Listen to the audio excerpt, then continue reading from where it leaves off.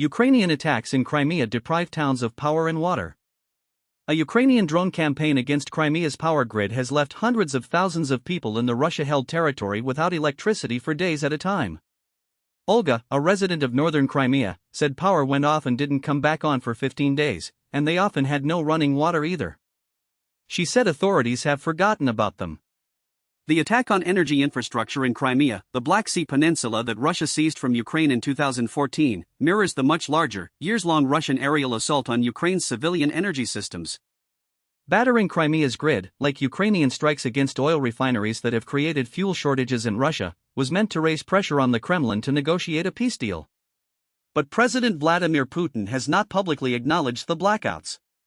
The intensive Ukrainian campaign began in June, mostly aimed at infrastructure near Russian military bases in northern Crimea, which borders Ukrainian lands occupied by Russia since the 2022 full-scale invasion.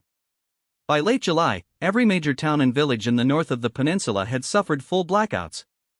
Unpredictable, hours-long cuts are reported across the peninsula, affecting every municipality, even in touristy southern Crimea.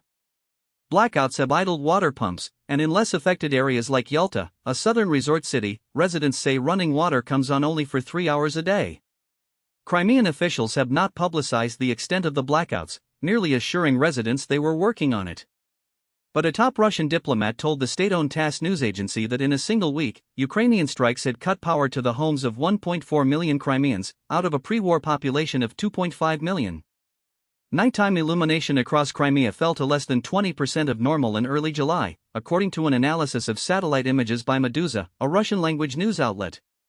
Rustam, a hairdresser from central Crimea, said there's an understanding this is not just for a day or two. People are trying to get generators, solar panels, and power converters. Locals are also beginning to think if it's time to leave, and if so, where to. Families have struggled to stay in touch with their loved ones in the north, where power cuts have crippled cell phone reception. That's the situation on the ground in Crimea.